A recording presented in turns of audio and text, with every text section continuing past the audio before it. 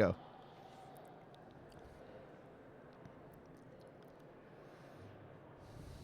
Steve, welcome to the podcast. I'm glad you're here. Tell me who you are and what you're about and who you're representing. Well, thank you, Tom. It's a pleasure to be here. And what a great idea this is that you and I, Sigma, are offering this year. Yeah. Outstanding. So I guess I'm a little bit of a unicorn in the shredding industry. I'm the only one that I know of who has run a corporate shredding division, then became an owner-operator of a shredding company, spun that up into a regional shredding company, successfully sold that business, and now I'm a corporate partner in the software and services support business. So I'm here today representing my company, ShredMetrics. And ShredMetrics is a software company that does what? Tell me, just to give me a sense of... We are the all-in-one software solution for a shredding company.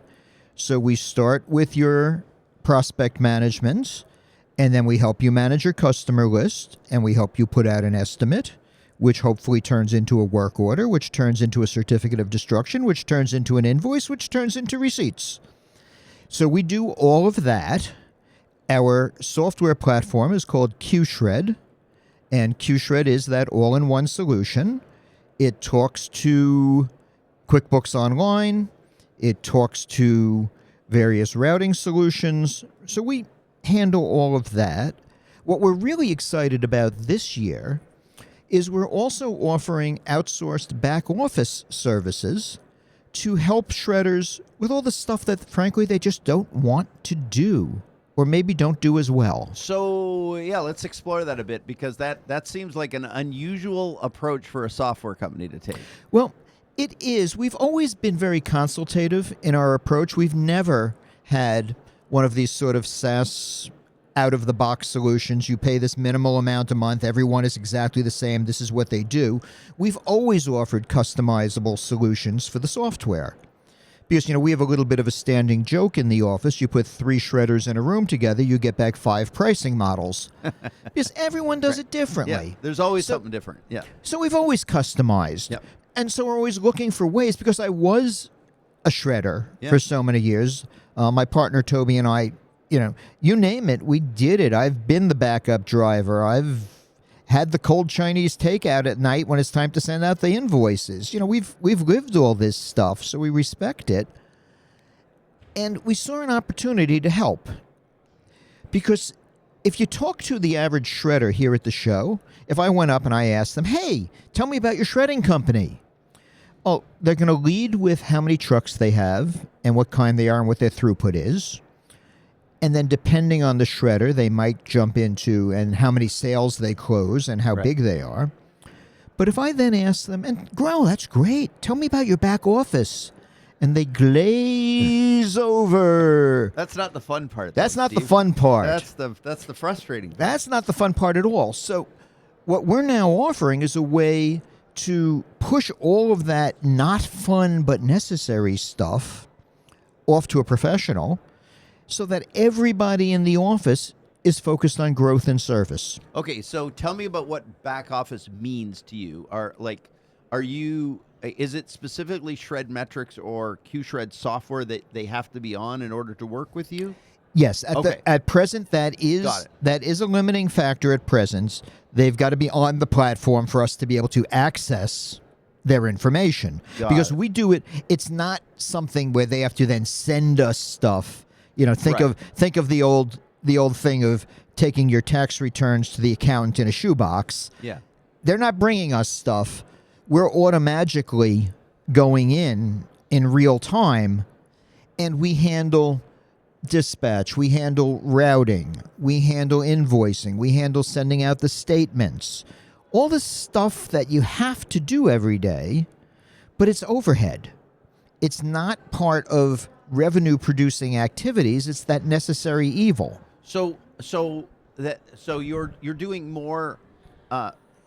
You're doing all those things that they would have to hire a person to do in their operation, except obviously a driver and labor, and you're not doing sales on their behalf. No, we're not doing sales on their behalf. Back office operations, which is dealing with software routing. So you said routing. What? Routing and dispatch. Okay. We will give you the most effective way to execute on your day. We will be able to tell you if drivers are varying from that assigned route. We will be able to handle dispatch changes.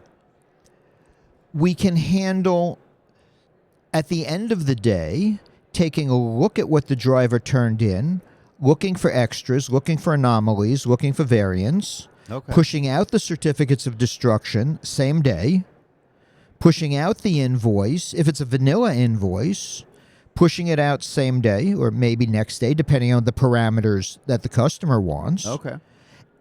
Or if it's not vanilla, if there are a lot of mix-ins there, couldn't get in here and they had this and I had to do that and that wasn't, this bin was gone, it grew legs, it walked away.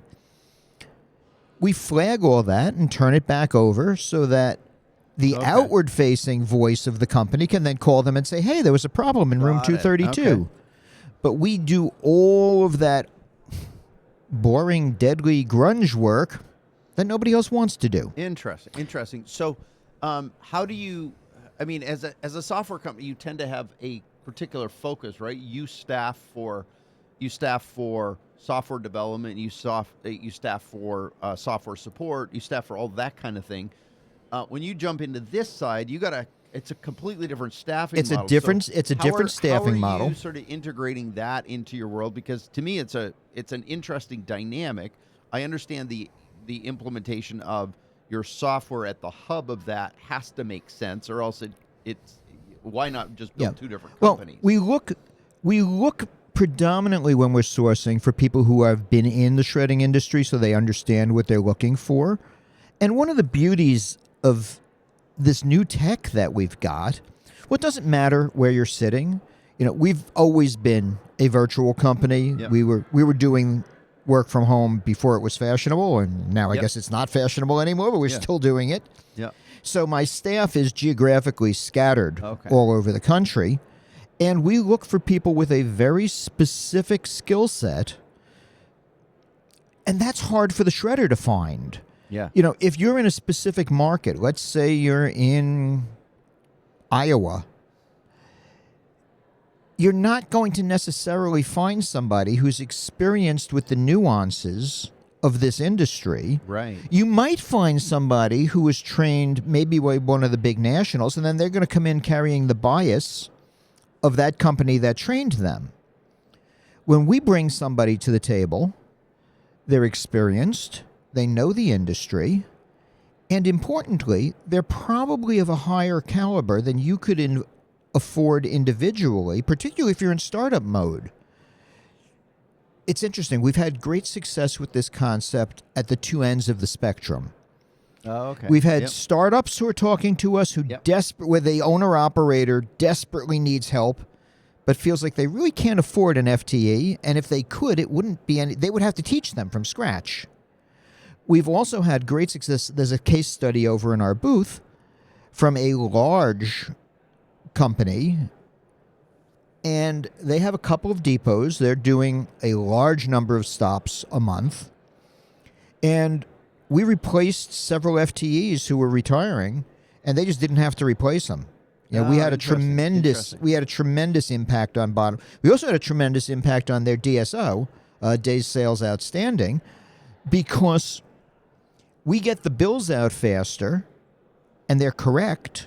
Consequently, they get paid faster. Right, and that's the intention of all this. So, if I'm walking and talking at your booth, and we get to this point, I can't help but ask, how do you bill around this? Because you're comparing yourself to an FTE. Really easy. So is it billed per activity or action, or so that you're not essentially hiring a full-time staffer just be under you then? It's 100% flexible, which is part of the beauty. Okay.